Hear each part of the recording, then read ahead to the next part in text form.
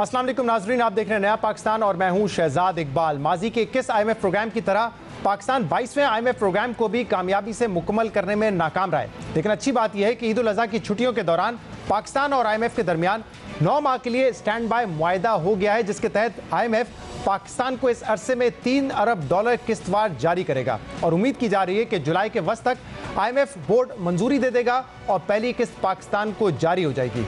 आखिरी IMF programme की नाकामी के बाद बिल्कुल आखिरी मौके पर IMF से होने वाले इस नए मुआहदे ने पाकिस्तानी मईशत को बड़ा रिलीफ फराहम किया और उम्मीद की जा रही है कि इस मुआहदे से पीर को स्टॉक मार्केट में मुस्बत असर पड़ेगा, जबकि आने वाले कुछ दिनों में रुपए की कदर में भी इजाफा होने का इम्कान है। मगर अहम बात यह है कि कई माशी माहिरीन का मानना है कि इस मुआहदे से पाकिस्तान को वक्ती तौर पर रिलीफ तो मिला है और वक्ती तौर पर पाकिस्तान डिफॉल्ट से बच जाएगा, लेकिन अगली हुकूमत को अगले माली साल के दौरान कर्ज अदायगियों को यकीनी बनाने के लिए फौरी तौर पर दोबारा IMF प्रोग्राम में जाना पड़ेगा, एक नया मुआहदा करना पड़ेगा।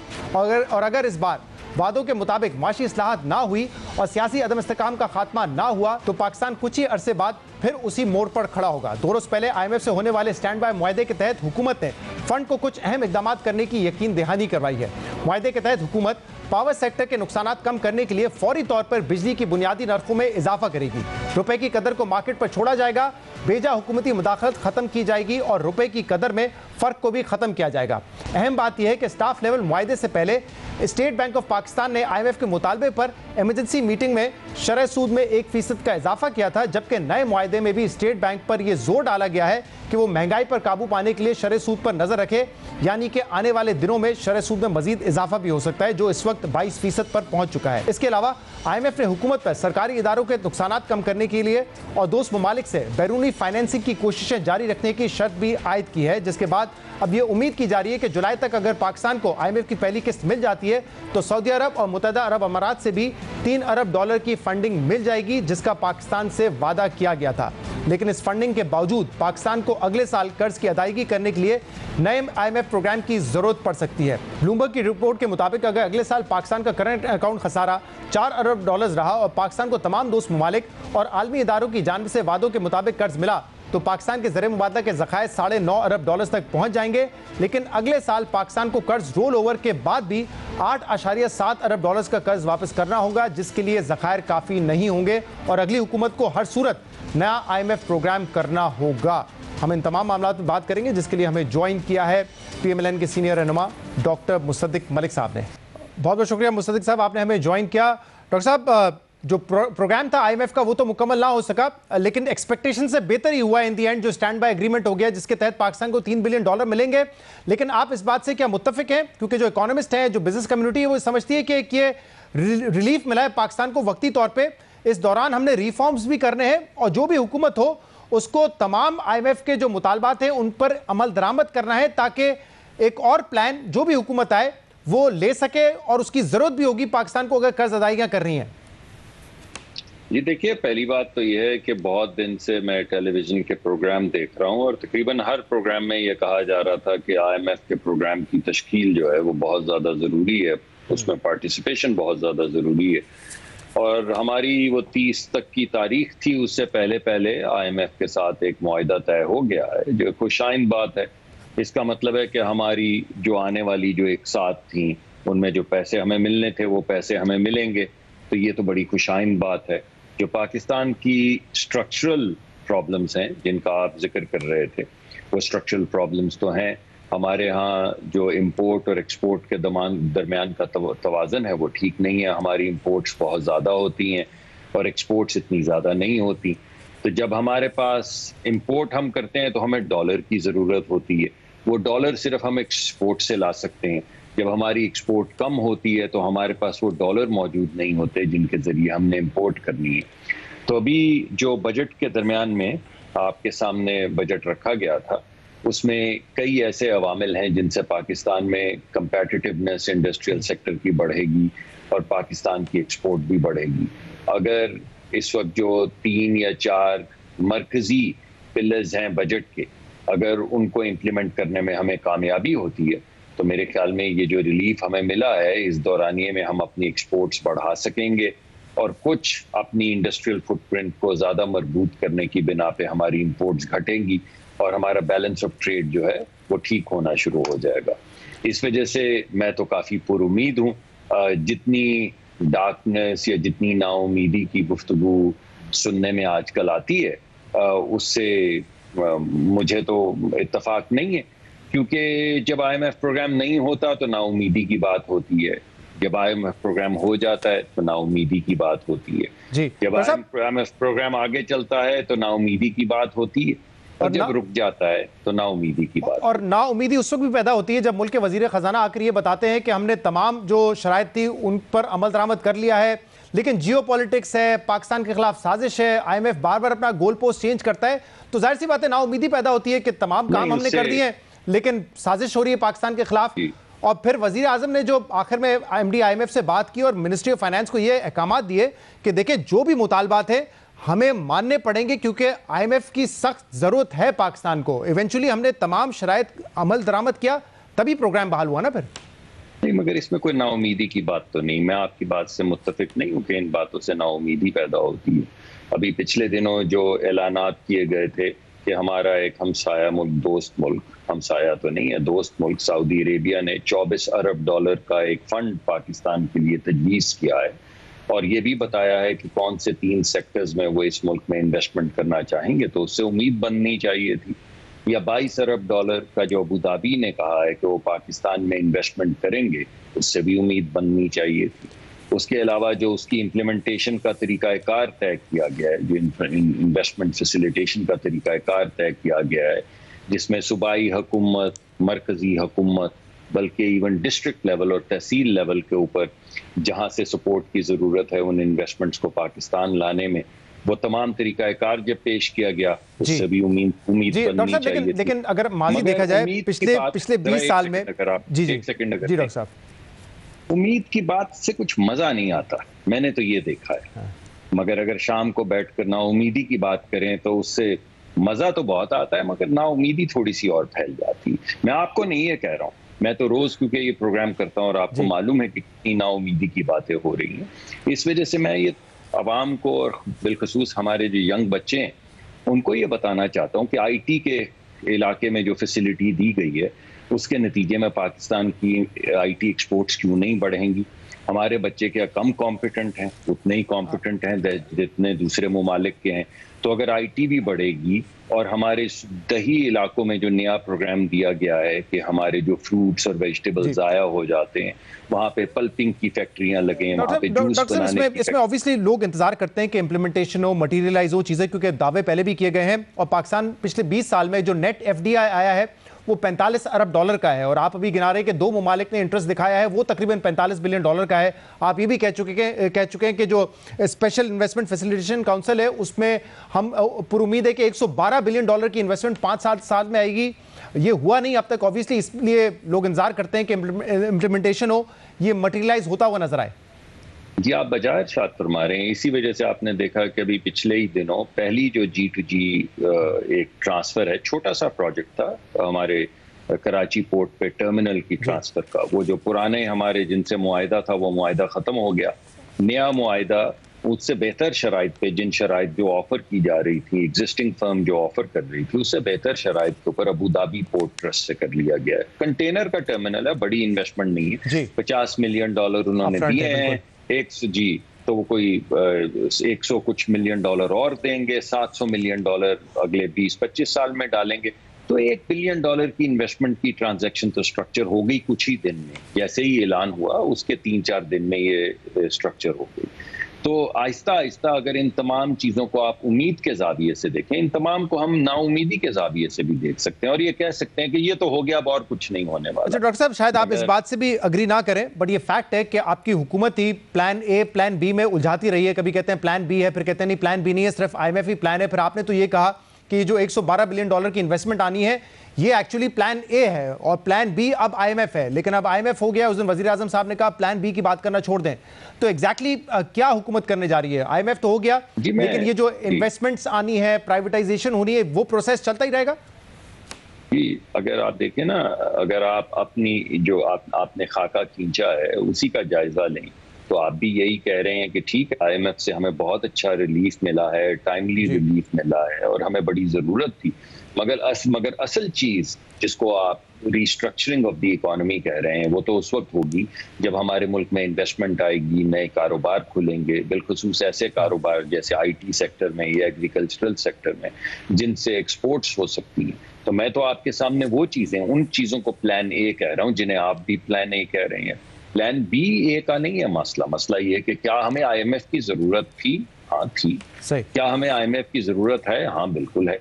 क्या आईएमएफ सिर्फ काफी है? नहीं, हम समझते हैं ये जो दूसरा जिसको मैंने प्लान ए कहा था कि इन्वेस्टमेंट के जरिए, नए कारोबार पाकिस्तान में लाने के जरिए, नई टेक्नोलॉजी पाकिस्तान में लाने के जरिए और ये कॉन्फिडेंस बच्चों को देने के जरिए कि यार आप में और ये बाकी ममालिक के बच्चों में कोई फर्क नहीं है, आप भी पढ़ के निकलते हैं, आप भी स्नीकर्स पहन के, बैकपैक पहन के चीन की तरफ जा सकते हैं, वहां से जॉइंट वेंचर करके आ सकते हैं। ये जो नए आपके सामने चीजें रखी गई हैं जिसमें टैक्सेस उड़ा दिए गए।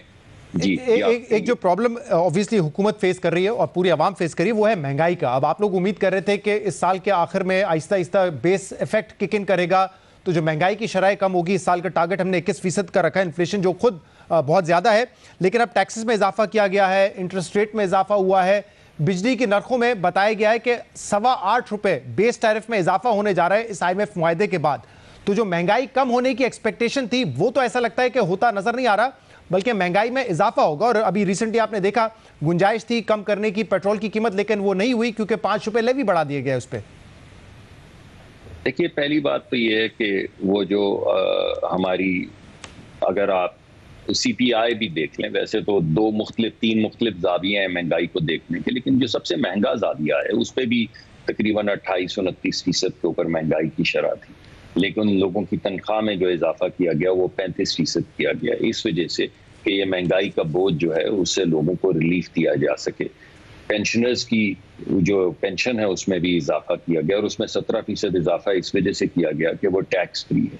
जो प्राइवेट सेक्टर के मुलाजमीन हैं उनकी जो मिनिमम वेज है उसको भी बढ़ा के 32,000-33,000 तक ले आए, और इस दफा सूबों ने भी साथ किया वफाक के, ताकि उसकी इम्प्लीमेंटेशन भी हो सके। ये सब इसलिए किया गया कि लोगों को ये जो महंगाई की शरह है, अगर आप हाईएस्ट शरह भी देख लें तो लोगों को उससे रिलीफ मिले, मगर ये नाकाफी है। असल बात तो वही है जो अभी मैंने आपके सामने पेश की है। और ये जो शरह सूद बढ़ाना है, इससे इकोनॉमी तो स्लो डाउन होती है, और हमारी कोशिश है कि जो इकोनॉमी में स्लो डाउन इंटरेस्ट रेट की वजह से आए उसको इन्वेस्टमेंट के जरिए, एक्विटी के जरिए, यानी rather than focusing on debt we focus a little bit more on equity investments, उसके जरिए कारोबार को पाकिस्तान में बढ़ाया जाए। उसमें थोड़ा जब स्लो डाउन होगा तो महंगाई के अंदर भी और तरक्की की शरह में कमी आती है, लेकिन महंगाई की शरह में भी कमी आती है। और डॉक्टर साहब, क्या महंगाई की शरह नीचे आएगी, जैसे ही नीचे आएगी, आप देखेंगे अगले कुछ महीने में उसी हवाले से जैसे जैसे महंगाई कम होती जाएगी इंटरेस्ट रेट नीचे आता जाएगा, ताकि लोगों के लिए, इन्वेस्टमेंट के लिए, और ऑब्वियसली सबसे बड़ी बेनिफिशियरी उसकी हुकूमत पाकिस्तान होगी, क्योंकि सूद की अदायगी तकरीबन 7,500 अरब की करनी है हमने इस साल।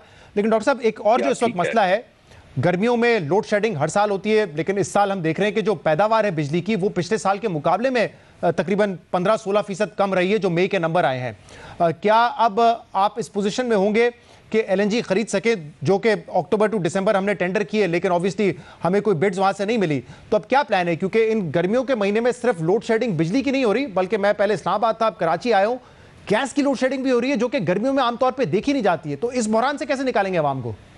नहीं, देखिए, गैस के मुतालिक तो मैं सब लोगों को पहले भी बता चुका हूं कि हमारी हर साल गैस की पैदावार, जो हमारे अपने कुएं जिनसे गैस निकलती है, उसमें 9% के करीब कमी आ रही है हर साल।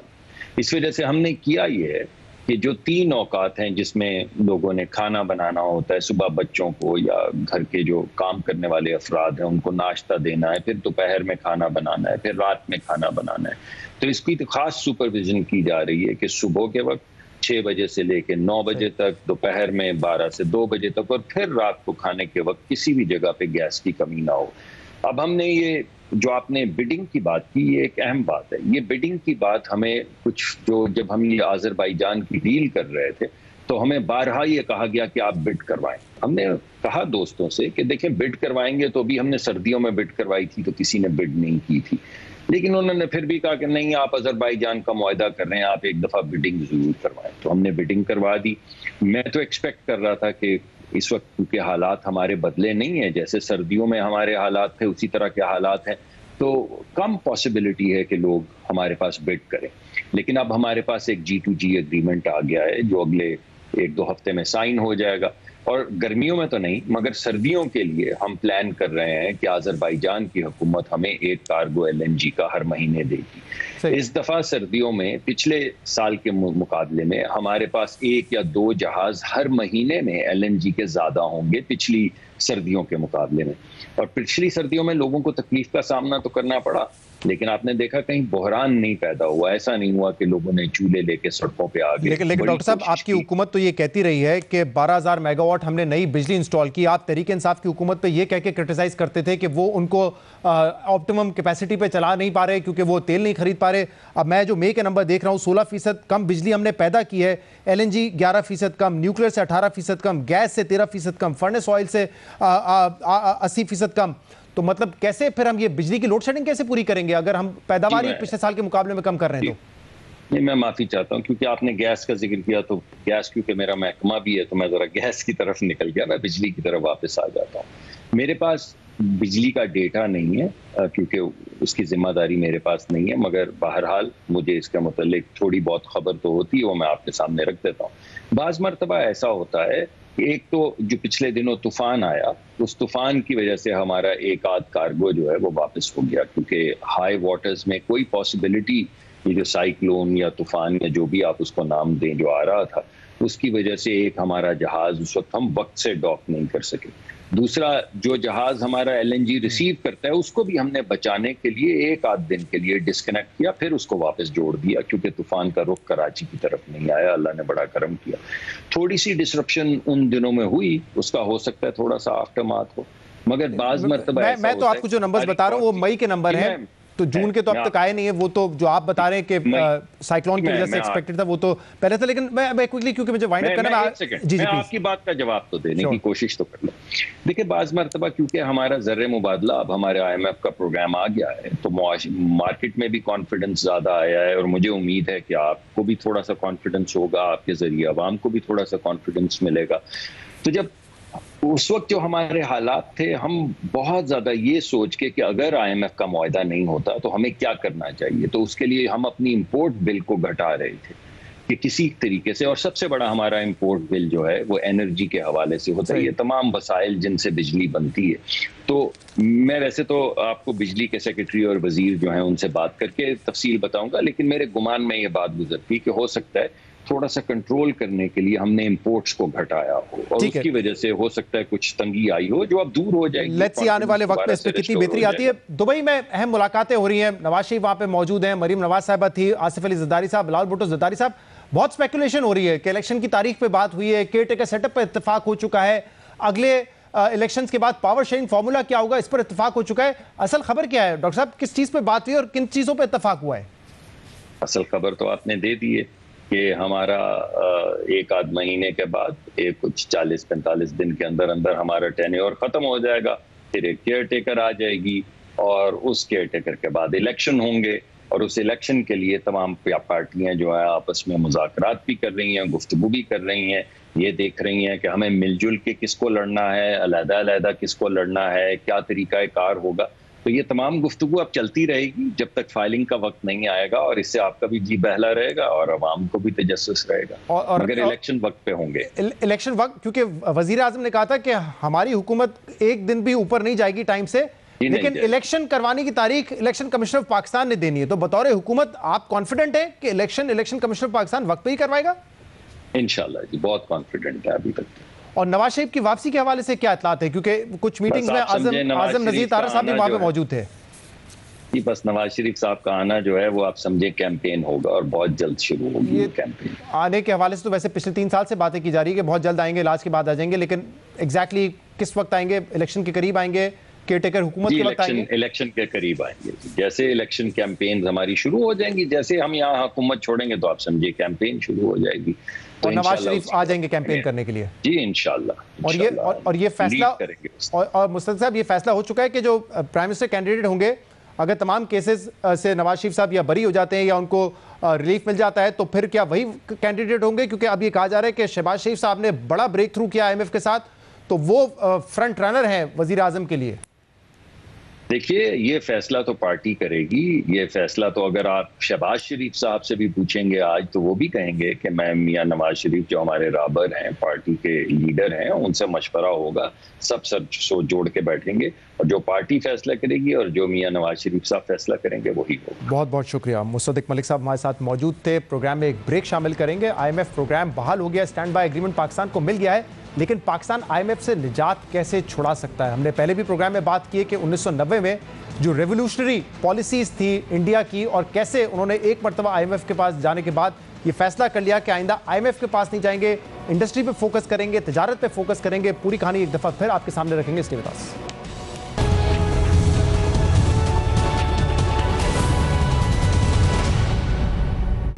Welcome back. पाकिस्तान इस वक्त संगीन माशी मसाइल से गुजर रहा है, मगर बिल्कुल आखिरी मौके पर IMF से स्टैंड बाय मुआहदे ने पाकिस्तान को कुछ माह तक डिफॉल्ट के खतरे से बचा लिया है, जिसकी वजह से आने वाले कुछ माह तो पाकिस्तान मईशत को सुख का सांस मिलने की उम्मीद है। लेकिन अगर बेल आउट होने के बाद माशी रिफॉर्म्स के वादों को पीछे डाल दिया गया तो कुछ माह बाद फिर वही होगा जो हमेशा होता आया है। अलमिया यह है कि पाकिस्तान अब तक 23 बार IMF के पास जा चुका है और हर हुकूमत यह दावा करती है कि यह आखिरी IMF प्रोग्राम होगा, मगर ना अब तक ऐसा हुआ है और ना ही मुकम्मल तौर पे वो इस्लाहत की जा सकी हैं जिसके लिए IMF हमेशा दबाव डालता है और जो पाकिस्तानी मईशत को सिमत में डालने के लिए मुल्क की अहम ज़रूरत है। अहम बात यह कि पाकिस्तान में कहा जाता है कि माशी इस्लाहत तभी मुमकिन है जब मुल्क में एक ताकतवर सियासी हुकूमत होगी, वो हुकूमत जिसे वाज़े अक्सरियत हासिल हो और बेसाखियों का सहारा ना हो। या माशी इस्लाहत के लिए कभी यह कहा जाता है कि तमाम सियासी जमातें मिलकर बैठे और मुश्किल मासी फैसलों पर इत्तेफाक करें, तो कभी यह कहा जाता है कि तमाम सियासी जमातें, अस्करी क़यादत और अदलिया भी मीसाक मईशत में शामिल हो जाएं। तो कभी हर कुछ अरसे बाद टेक्नोक्रेट हुकूमत की ख्वाहिश जागती है, जबकि हकीकत यह है कि माशी इस्लाहत के लिए सबकी रजामंदी या मीसाक मईशत का इंतजार करने के बजाय पॉलिटिकल विल के साथ अपनी माशी फलसफे पर मुकम्मल अमल दरामद से ही तब्दीली लाई जा सकती है। हमने अपने पिछले प्रोग्राम्स में तफसील से जिक्र किया है कि आज से 32 साल पहले भारत में एक कमजोर सियासी हुकूमत ने वो कुछ करके दिखाया जो इससे पहले ताकतवर हुकूमतें भी नहीं कर सकी। आज से 32 साल पहले भारत को पाकिस्तान से कई गुना ज्यादा और गंभीर माशी चैलेंजेस का सामना था, मगर भारत में इन माशी मुश्किलात से छुटकारा हासिल करने और माशी इस्लाहत के लिए ना चार्टर ऑफ इकॉनमी की जरूरत पड़ी, ना ही वहाँ तवील अरसे के लिए कोई टेक्नोक्रेट हुकूमत लाने की ख्वाहिश पैदा हुई, बल्कि एक कमजोर इत्तेहादी हुकूमत ने सिर्फ पॉलिटिकल विल दिखाकर भारत को दिवालिया होने से बचाकर दुनिया की 5वीं बड़ी मईशत बनाने की बुनियाद डाली। आपको फिर बताते हैं कि भारत को 1991 में किस किस्म की मुश्किलात का सामना था और भारत ने कैसे इन चैलेंजेस से निपटने का फैसला किया। अहम बात यह कि सोवियत यूनियन के खात्मे से पहले भारत भी सोशलिज्म के रोमांस में मुब्तला था। कारोबारी मामलात पर सरकारी कंट्रोल इस कदर ज्यादा था कि भारत को लाइसेंस परमिट राज कहा जाता था। बैनुल-अक़वामी सरमायाकारों के लिए भारत की मईशत के दरवाजे बंद थे। माशी लिबरलाइजेशन और प्राइवेटाइजेशन को मुल्क की सलामती के लिए खतरा समझा जाता था। मुल्क में कौन सी फैक्ट्री कब लगेगी, किस फैक्ट्री की कितनी पैदावार होनी है और किसे फैक्ट्री लगाने की इजाजत होगी, ये सारे फैसले सरकार करती थी और भारत को ये कंट्रोल्ड इकोनॉमिक पॉलिसी और आखिर में इराक को जंग के नतीजे में तेल की बढ़ती कीमतें दिवालिये के नहज पर ले आई थी। कोई मुल्क भारत को कर्ज देने के लिए तैयार नहीं था।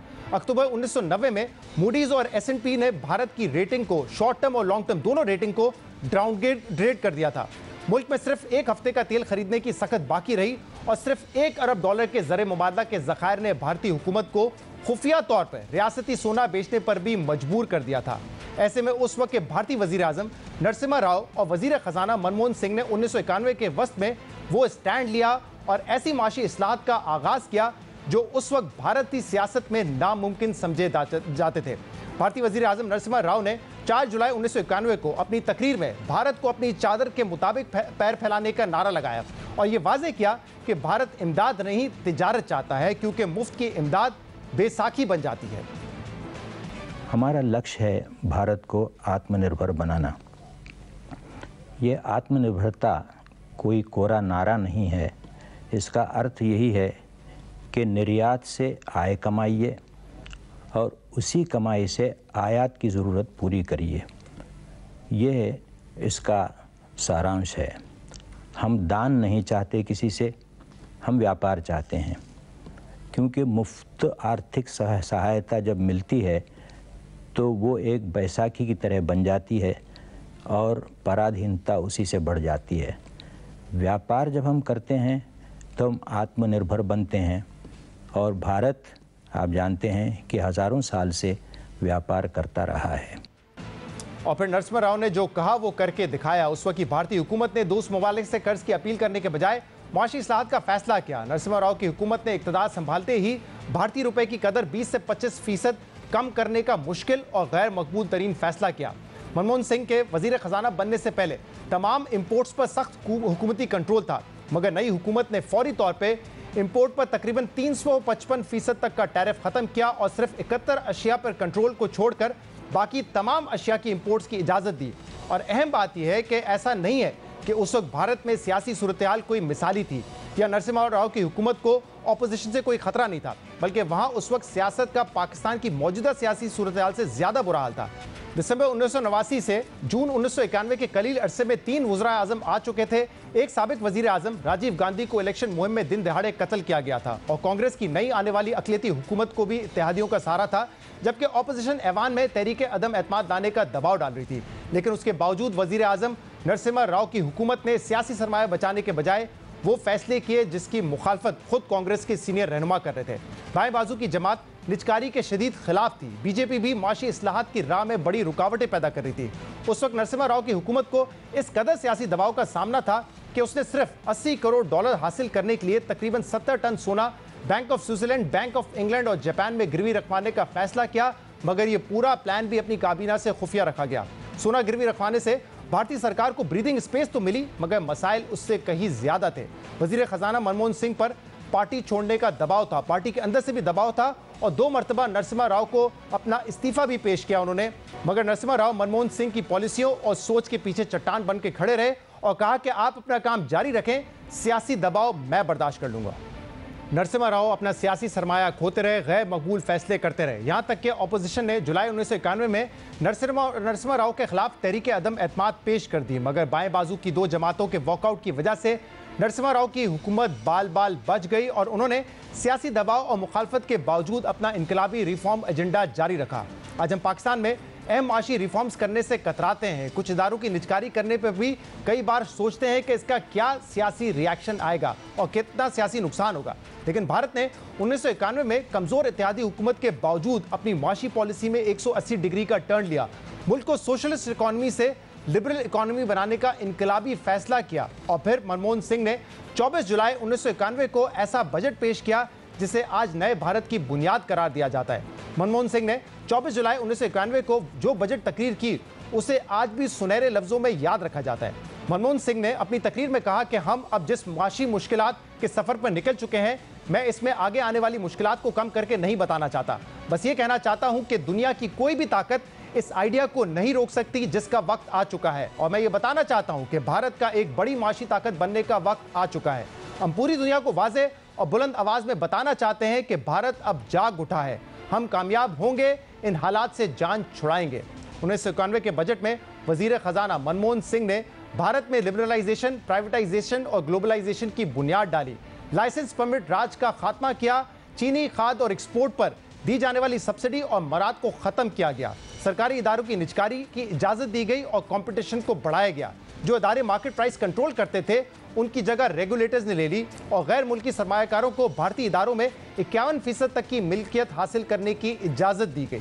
इस बजट के बाद भारतीय मईशत के दरवाजे दुनिया के लिए खुले, बाहर से पैसा आया और पैसों से पैसा बनना शुरू हुआ। स्टॉक एक्सचेंज में भी कारोबार बढ़ता गया और सारे खदशात के बरक्स उन रिफॉर्म्स के नतीजे में भारत गैर मुल्की कंपनियों का गुलाम बनने के बजाय भारत की अपनी कई कंपनियां मल्टीनेशनल कंपनियां बन गई और आज भारत दुनिया की 5वीं बड़ी मईशत है।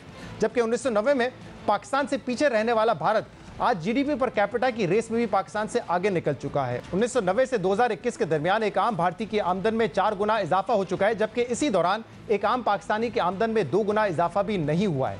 अहम बात यह कि 1991 में भारत ने IMF से आखिरी बार मुआहदा किया और इसके बाद दोबारा कभी IMF से कर्ज नहीं लिया, मगर हम आज भी IMF के पीछे भाग रहे हैं।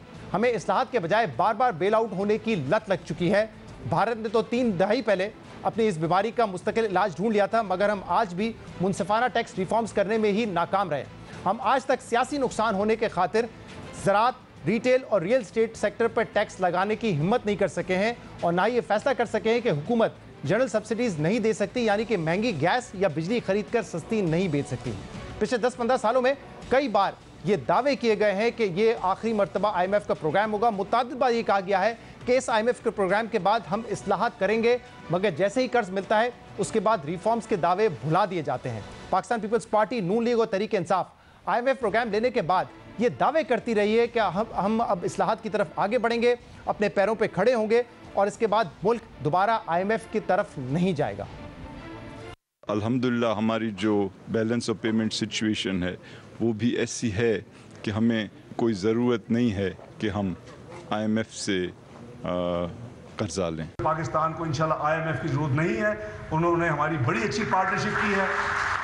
पाकिस्तान इंशाल्लाह अब एक नए रास्ते पे गामजन हो चुका है। 3 साल में जो हमारा हदफ था मैक्रो इकोनॉमिक स्टेबिलिटी अचीव करना, वो हमने किया है। आपको कोई दुनिया की किसी फॉरेन फंडिंग फाइनेंसिंग की जरूरत नहीं होगी। पिछले 30 साल में ये 13वां IMF प्रोग्राम होगा इंशाल्लाह ताला ये आखिरी IMF प्रोग्राम। ये आखिरी हमारा IMF का हमारा एग्रीमेंट हो, उसके बाद हम अपने पांव पे खड़े हों।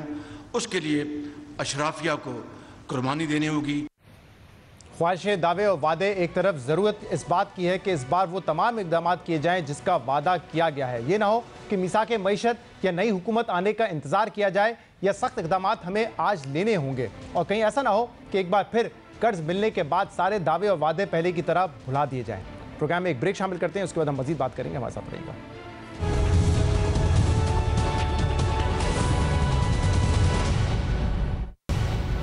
वेलकम बैक नाज़रीन। नून लीग के कायद नवाज शरीफ इस वक्त दुबई में मौजूद हैं और दुबई में उनकी मुलाकातें आसिफ अली जरदारी और बिलाल भुट्टो जरदारी साहब से पहले भी हो चुकी हैं। अब इतलात ये है कि उन्होंने अपना जो ट्रिप है वो एक्सटेंड कर लिया है और ये मुमकिन है कि पीपल्स पार्टी की लीडरशिप से उनकी मजीद मुलाकातें भी हों। स्पेकुलेशन हो रही है कि जो केयर टेकर सेटअप है उस हवाले से इत्तफाक हो चुका है, पावर शेयरिंग फॉर्मूले पर बात हुई है और क्या इलेक्शन वक्त पे होंगे या नहीं होंगे, इन तमाम इशूज़ पर बात हुई है। हमारे साथ इस वक्त मुजीबुर रहमान शामी साहब मौजूद है, सीनियर सहाफ़ी और तजज़ियाकार। उनसे जानेंगे कि इस वक्त क्या खबर है दुबई से। शामी साहब, बहुत बहुत शुक्रिया वक्त देने के लिए। शामी साहब, एक तो मुस्बत पेशरफ ये हुई है कि IMF के साथ मुआहिदा हो चुका है, पाकिस्तान को एक ब्रीदिंग स्पेस मिल गई अगले 9 माह के लिए। तो आपको लगता है कि अब इलेक्शंस वक्त पे हो जाएंगे या अब भी नून लीग और पीपल्स पार्टी में इस हवाले से कोई इख्तलाफ मौजूद है कि क्या इलेक्शंस वक्त पे होने चाहिए या नहीं? देखिए, इलेक्शन वक्त पर होने चाहिए, लेकिन वो अक्टूबर में होंगे या नवंबर में, ये बात ज़ेर बहस है। अगर तो कौमी असम्बली और दूसरी असम्बलियाँ सिंध की और बलूचिस्तान की अपनी मुद्दत पूरी करके तहलील होती हैं तो फिर तो 2 महीने के अंदर इलेक्शन कराने होंगे। लेकिन अगर 2 रोज़ पहले या 1 रोज़ पहले उनको तहलील कर दिया गया तो फिर 90 रोज़ का वक्फा मिल जाएगा और 90 रोज़ के अंदर इलेक्शन कराना होंगे। तो 1 महीना ये जो है इस पर मेरा ख्याल कोई गौर खौफ जारी है और नवाज शरीफ साहब की ये कोशिश होगी कि वो जब पाकिस्तान आए तो उनको थोड़ा सा वक्त मिल जाए मामलात को संभालने का और दुरुस्त करने का। और मेरा अंदाज़ा ये है कि वो सितंबर से पहले पाकिस्तान नहीं आएंगे। सितंबर का महीना जो है उनकी आमद का महीना होगा। तो इस लिहाज से मुमकिन हो सकता है कि इंतखाबात जो हैं वो नवंबर में हों अक्टूबर की बजाय। मेरा ख्याल इतना थोड़ा सा यही मामला यानी अब ज़ेरे बहस लगता है। बाकी तो मुकर्रर वक्त पर इंतखाबात होने चाहिए, इसमें तो कोई दो राय नहीं है।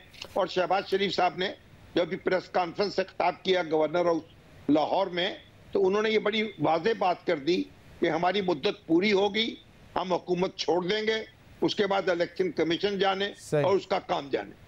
और शामी साहब, आपका तजुर्बा और आपकी इतलात क्या कहती है कि इसके अलावा क्या पावर शेयरिंग फार्मूले के हवाले से भी कोई बातचीत हुई है दोनों जमातों के दरमियान? क्या ये मुमकिन है कि इलेक्शन से पहले इन दोनों के दरमियान कुछ सीटों पे सीट एडजस्टमेंट हो जाए? क्योंकि अब तो ऐसा लगता है मैदान में पीपल्स पार्टी वर्सेस नून लीग होगा, क्योंकि अब तक क्लियर नहीं है कि पाकिस्तान तहरीक इंसाफ अगर इलेक्शन में जाती भी है तो क्या इमरान खान उस वक्त जेल में होंगे या नहीं होंगे, डिस्क्वालीफाई हो चुके होंगे या नहीं हो चुके होंगे, और उनकी स्ट्रेंथ क्या होगी 2023 के इलेक्शंस के वक्त?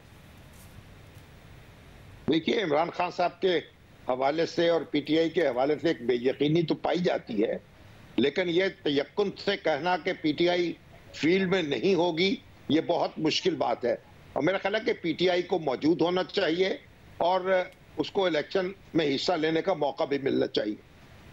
अगर पीटीआई इंतखाब लड़ेगी तो फिर जाहिर है कि सूरत हाल मुख्तलिफ होगी। देखिए, मुस्लिम लीग नून और पीपल्स पार्टी के हल्का है असर मुख्तलिफ हैं।